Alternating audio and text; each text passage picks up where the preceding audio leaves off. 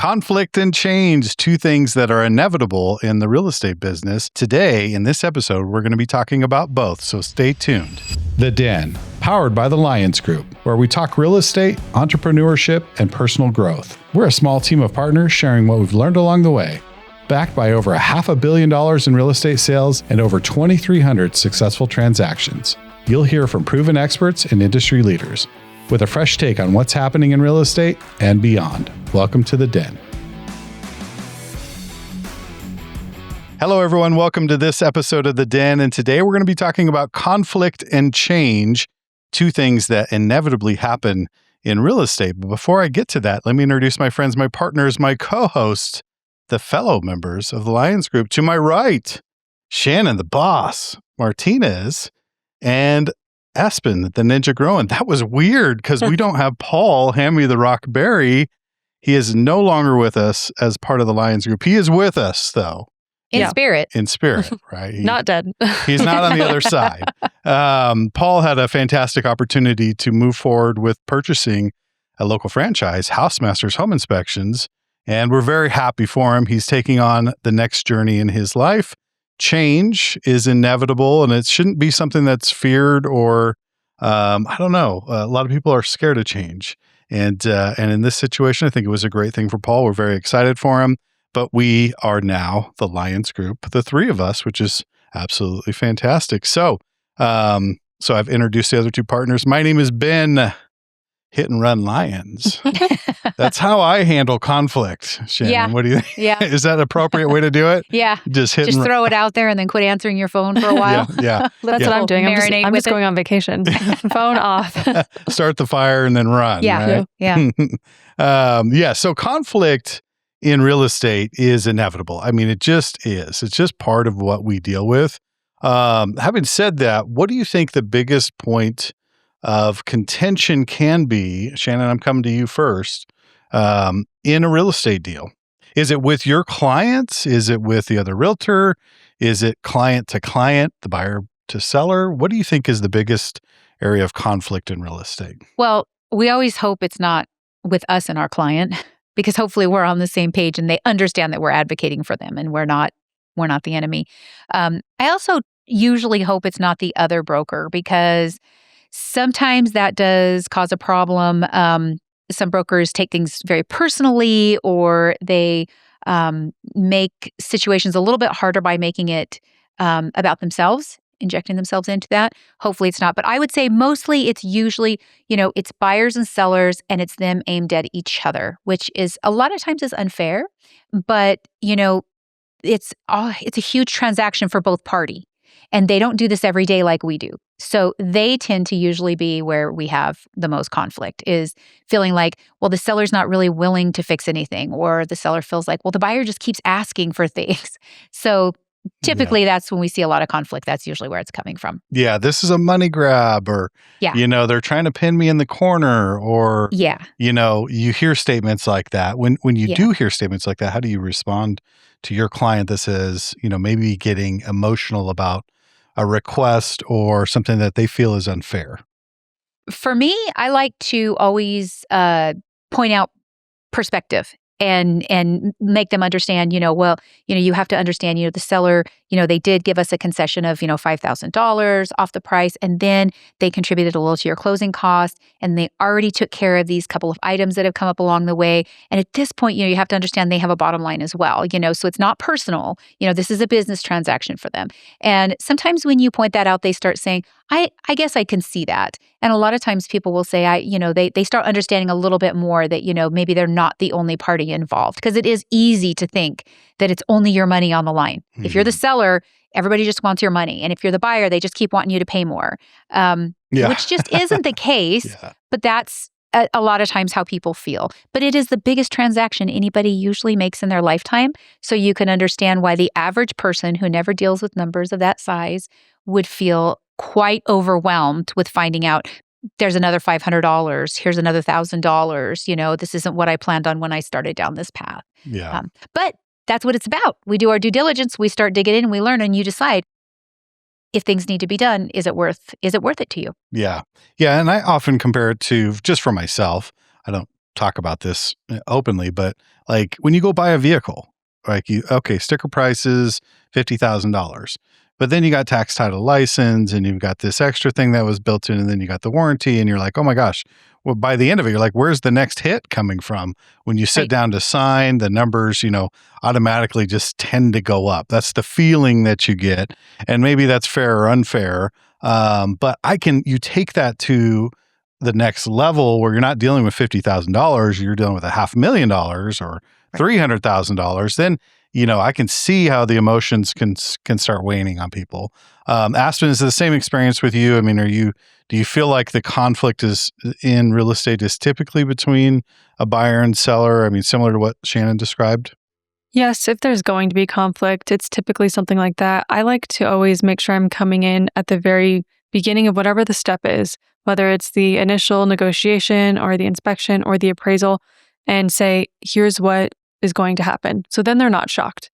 And if they come back with, if they only ask for a little bit, okay, great. And if they ask for a lot, that's okay. We're prepared for it.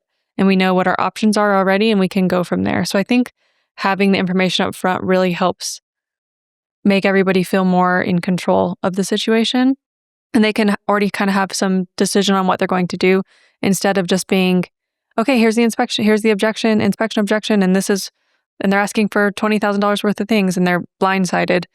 You kind of already have put in their head they can ask for anything from a new roof to nothing. Yeah.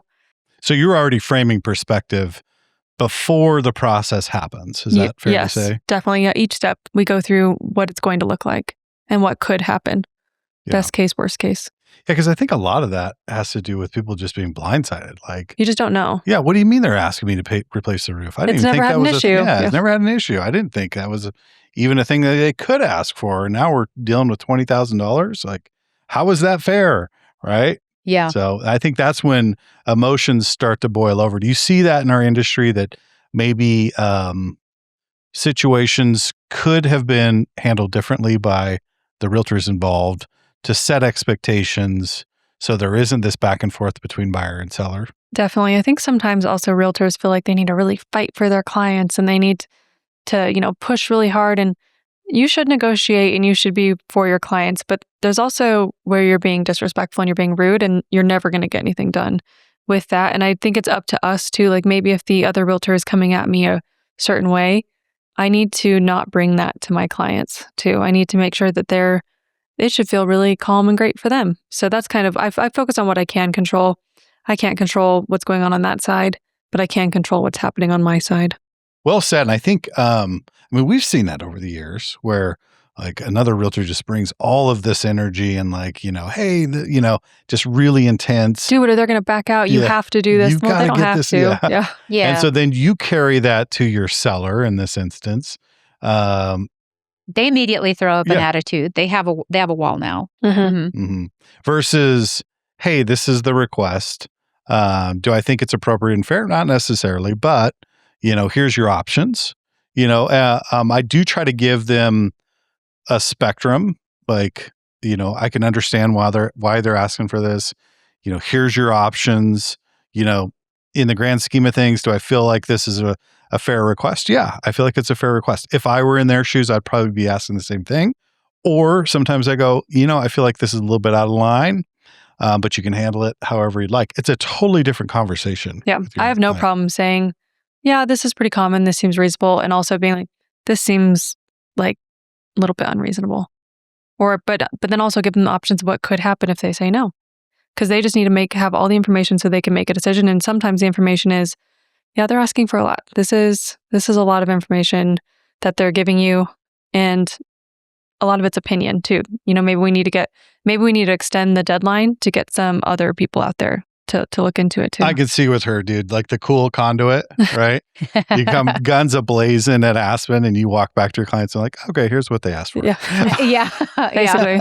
Yeah, you don't have to carry that energy back to your customer, that the seller melted down and was super upset about what you asked for. You don't have to do that. Sometimes even if you're on both sides. Yeah, when we share that information, sometimes you just have to let them express their emotions, and then, you can, if you carry that to the other side, then they absorb those emotions. Because then it starts to feel personal. well, It why are they does. being so emotional about this? Why are they attacking, me and my house, and I'm willing to do these things and it's not enough. And so I just won't do anything then. And then it does turn into The heels start digging in. Yeah. everything gets harder. I actually have an example of, and I hate to admit it because, I'm great. You're spectacular.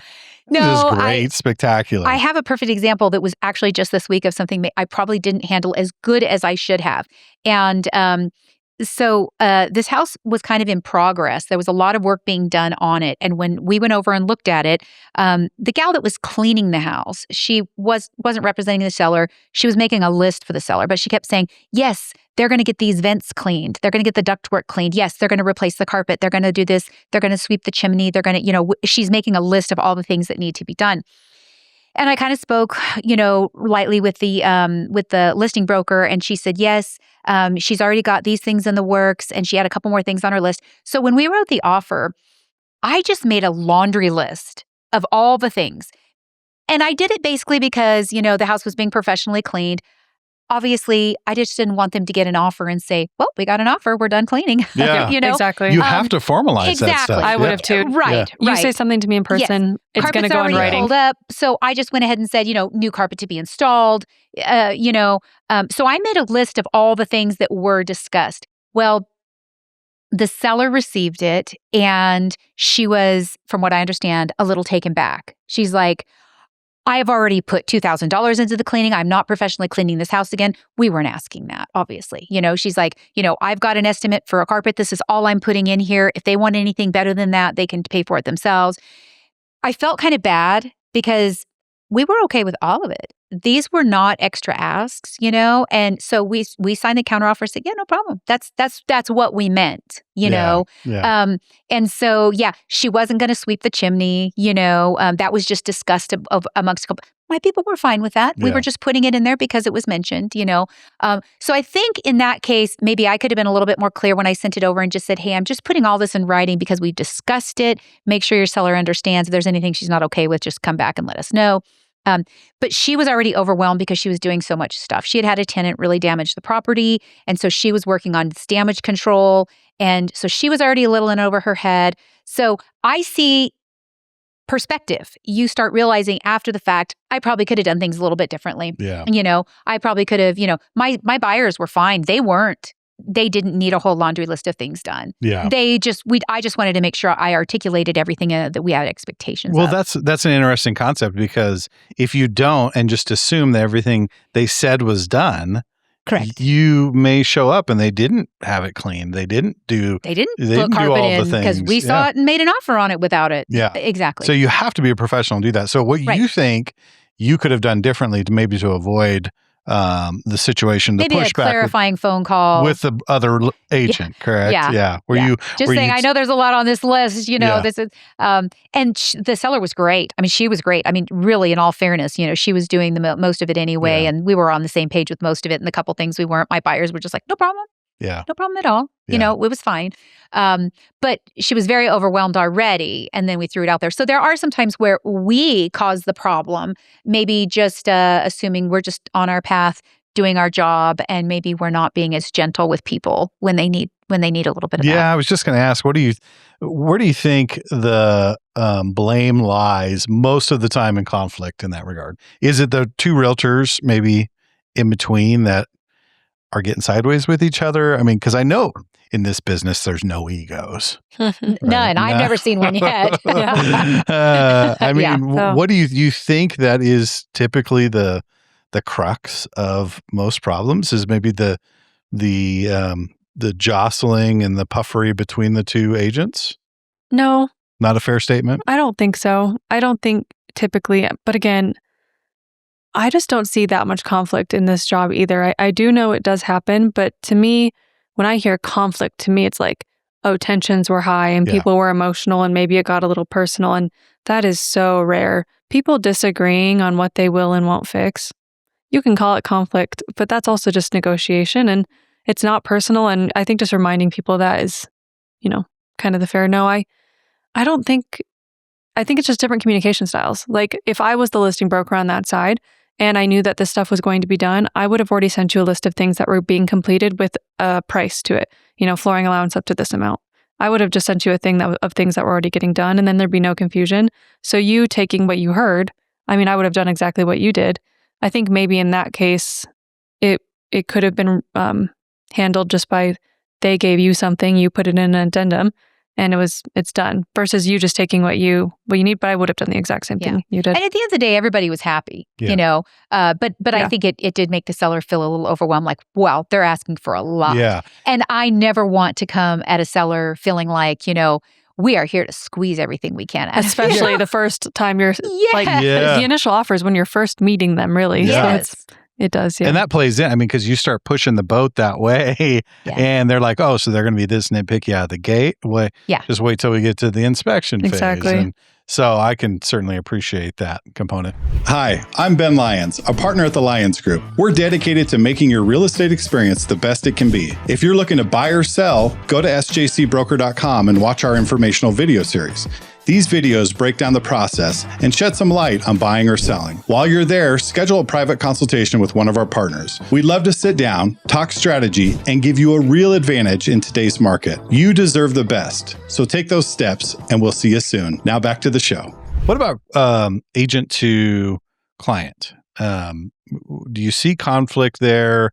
And if so, what's the reason? What's the primary reason? You know what? I do see it, but I can say in the San Juan County Board of Realtors, we have a lot of really good, amazing, wonderful brokers. Agents. Yeah. And I would say the majority of them want to work together. And they might call and just say, hey, my client is feeling this way, maybe what do you think you guys could do on your site before I go back and talk to her, or something, we try to resolve a lot of conflict, before we bring it to customers, or try to find a couple of options or a couple paths forward so that they feel like things are good. So I think we work with a lot of really good people like that. But having said that, also, there are those people that they take things very personally. I think some of it is when you look at the stats and you realize that there's a large portion of brokers that don't even close 1 or 2 sales a year, their entire career is hinging on that sale. And that's never good. If it's personal to you. Yeah. Exactly. You can't have that. So that's one issue I see is these people just feeling like they have to make it work. Like to what Aspen said, people feel like advocating for their clients sometimes is, you are running in there like Braveheart. You're just ready to, take on the world. That's not what we're here to do. That is a bad attitude. That's a bad position to come in. So I think sometimes there is conflict, but I think it's minor. I don't think that's a big portion of it. I think most of us do this every day. It's not personal to us. We understand how to just work with people, Yeah. I've only had 2 clients, and neither of them were actually clients yet, raise their voice at me. And then we did not work together. Yeah, tell us about what happened. Oh, well, I think I've shared this before on a podcast, but one time it was a woman who called and she was asking for some information about a rural property, and she had asked about the water, and I saw sea water and my mouth said city water. And then I was going over some other stuff 10, 15 seconds later. And I was like, I realized I just said city water and I meant community water. And she just started screaming at me, calling, are you stupid? How do you even know how to do in your job? And I said, oh. Wow. And I just stopped her right because this was our first phone call. Yeah. And I said, I'm just going to stop you right there. I don't think we're going to work well together. Yeah, so I'm going to need you I'm sorry, I'm not going to be able to help you. And she was just like, excuse me? I said, yeah, I'm sorry, I'm not going to be able to help you. Have a good day. And then I just hung up the phone. Yeah. Yeah. Well, if people get into the service industry and they think that you're just going to be their punching bag. Yeah. Right. Not me. Yeah. Could not be me. We're just going to be totally nasty and disrespectful to you because you need to make a commission and you're going to deal with it and you're going to be my punching bag. Yep. Not around here. And I wish more people took that stance because it is a hard thing. You're trying to balance, trying to provide for your family. As realtors, we wake up every day unemployed. We have to go out there and close deals and close transactions to get any type of stability in our lives. Thank goodness all of us in this room have overcome that where there's not the big up and down swings that we used to have when we were first in our career, but it's a thing that you you wrestle with, because you may deal with someone that's just distasteful and you don't want to deal with them, but gosh, you need the paycheck. And I remember those days. And so where do you draw the line? Because there is a lot of conflict between, sometimes between a client and a realtor, and you have a clear line. Like if you raise your voice at me, it's, we're not going to work together. Especially in the first phone call. Like if you're getting a little, like this other person, it was a little bit different situation. He got a little bit heated and raised his voice. I said, I'm sorry, I'm going to stop you right there. I said, I'm not raising my voice at you, and you can't raise your voice at me. And he instantly was like, I'm sorry, I'm just worked up. Yeah. And then I was like, okay, that's fine. Yeah. So let's figure out the solution. So it kind of depends on what the situation is, when it is. There's a nuance to everything, right? Like, because when you remind people that you're on their side, a lot of times they step back and they realize, okay, I'm just getting a little over. I'm just worked over. Yeah, we can do whatever you want to do. Yeah. I'm just giving you your options. I'm not telling you what to do. I'm not telling you right or wrong. And I'm also not them. That's what I tell people too. Whenever we go inside a house, I always make a joke to like lighten the mood, because especially if it's their first house, I'm like anything you like, anything you don't like, not my house. You're not going to hurt my feelings. Kind of just reminding you like, you can be open with me. Yeah, like you exactly. can have that conversation. Like, I don't like the color of that, or this just doesn't hit me right. And you can be mad at the other people too. You can be mad at the buyer, but it doesn't mean we're going to be nasty and rude. Like, and I'm not going to assume that they're also being nasty and rude. They're probably just seeing what they can get. Sure. Well, we worked with a buyer here recently that is no longer a client, and I can say that fairly, but it was contentious all the way through the process, even though we were doing everything we could to help this particular person. And I saw it coming. I'm thankful that in this stage of my career, I can kind of see that coming. Sometimes it catches you on the blind side, but I saw this coming a mile away. And so it was just question after question after question for things that were kind of outside my purview. I mean, I can give you a general idea of what water rights are, but there's a specific ditch and there's an state engineer, so I'm going to kind of give you the roundabout and then recommend you speak with the licensed professional in that lane, because I wouldn't be a professional stepping into someone else's lane. Yeah. That's not appropriate. I can say the roof's looking a little worn, and that's about all I can say. But you should get a licensed roofer. Let's get somebody to have a look at it. But I can't tell you what it's going to cost to do it. Right. Yeah. And especially when you see someone that kind of starts out crazy making, and I was very quick to notice that. And so that was the route that we took. Every question that had any type of variable, I'd give them kind of the rough end and say, but you said definitely, here's the number for the state engineer. Here's the person you can contact. And that I would just get constant pushback, because this individual wanted me to be the source of all the information. Right. And I just wasn't going to do that, because I knew that after the fact, they were going to come back and say, well, this isn't right. And you told me this and you told me that. And then it just became, a constant point of contention with communication. I mean, I communicated with this person for 4 hours on Easter Sunday. Like, I should have just shut it down then, but I was trying to give good customer service, and texting back and forth and stuff. And it didn't take away from my family time at that point. It started to infringe. And that's the point that I stopped communicating. And then later on, I was told that I'm a terrible communicator by this individual. So, there is that conflict, even if you're trying to do the best that you can as an agent with your clients sometimes. I mean, it just happens. You're just not always going to please everybody. And everybody has a different level of what their expectation is of what they think you should be doing. And we try to rise to the occasion, but we cannot make everybody happy. Yeah. From like a liability standpoint, I had another realtor I was working with like that. We had a long deal. I think it was a little over 3 months. And on the phone, she was fantastic and we got along so well. And whenever she would send me an email, I was like, I feel like she's trying to catch me in something. So later on, she can come back and say, well, you said. And that it made me, so every message from her, I was on edge and I was nervous. And they were pages long. So it's like, and she was like, so you're saying that, and it would be like something, and I'd be like, no, I'm not saying that. This person is saying that. Yeah. So it was like having to always kind of clarify and be on edge. And I did, it was so much and so kind like in my face that I did mention it to my sellers. I was like, so like, I feel like we need to be really watch where we step here and watch what we say. And it did, and they saw it too because she had spoken to them a few times. Just, long deals like that, there's going to be some overlap, and it was it made it hard to negotiate. It was kind of a disservice to her buyers because my people were nervous to negotiate repairs because they're like, what if it's not up to the standard that's being set, even if it's done by obviously a professional? So it was kind of a disservice to them. Yeah. And then actually the seller ended up doing some work for the buyers because he's a contractor, and he would be like, yeah, sorry we didn't do this before. Like, we were just really nervous. And the buyer was like, well, we had no idea. She wasn't like that with us at all.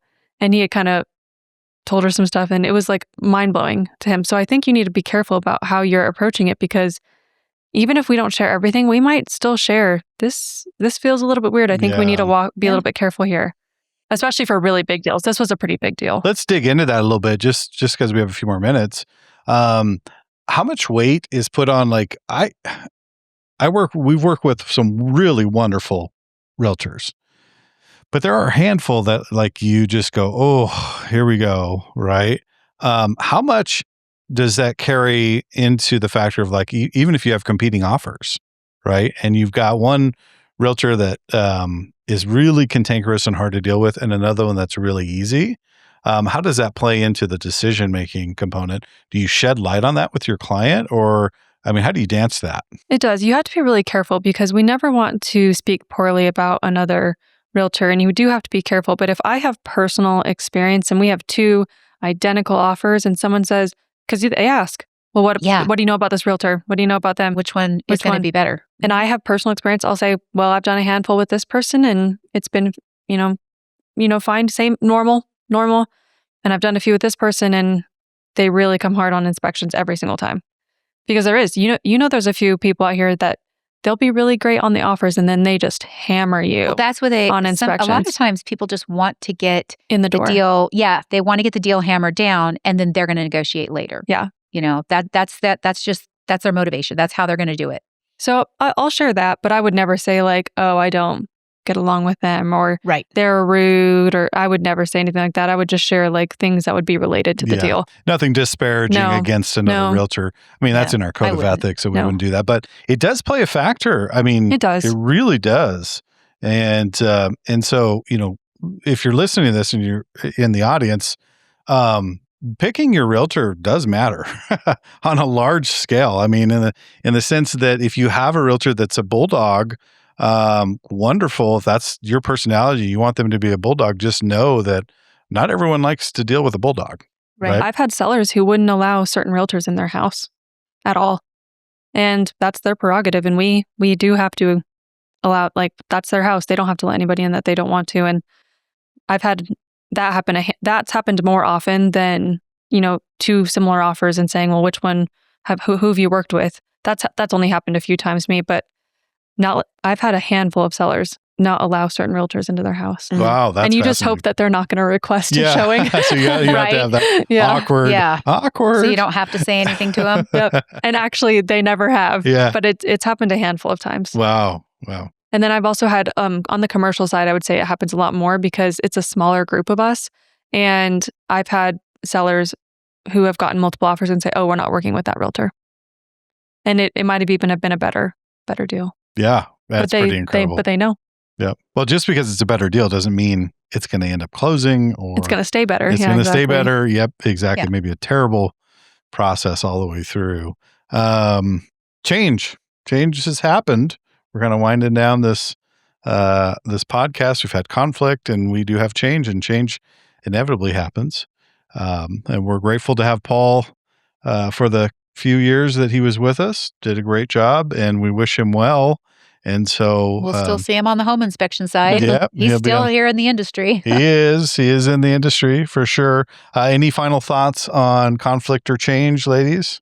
I think coming into conflict and change just with a clear head and not taking it personally while also being direct, I think is important. I mean, we all are human. We all can get personal, but I feel like even in personal relationships, as long as you're coming in with not wanting the conflict and wanting to resolve it, it doesn't turn into a big thing. It really shouldn't be a big to do all the time. Yeah. Keeping your emotions in check. Yeah. Yeah, I agree. I think if you can have a little empathy for the other side, and I try sometimes if my customers are getting a little bit emotional, well, I'm not taking the other side. I try to at least maybe point out where their perspective is. And sometimes when you can have a little empathy for the other side, you can be a little softer. You can be a Yeah. little more reasonable, show a little bit of grace, and find a way where there's a win for everybody in there, because everybody's going the same direction. They want the same goal. Yeah. And I feel the same way. I feel like we are oftentimes the receiver of the emotions. It's our job to be that cool conduit where we take that and we go, okay. And like you said, hey, I hear and I see what you're saying. However, let's refocus on what we're trying to achieve here. And I'm not going to take this energy back to the other side because it's not productive. Yeah, I don't need to go to the other realtor and be like, why are people money grabbing? Yeah. Exactly. Yeah. My people are in tears in the corner. Yeah. You No, know. it's what is the point of that? Yeah. It's not Yeah. productive whatsoever. Mm-mm. And conflict is just inevitable. And there's different levels of conflict. Like you said, you see conflict as something that's really kind of an aggressive thing that's happening. Any of the negotiations and stuff leading up to that really isn't conflict.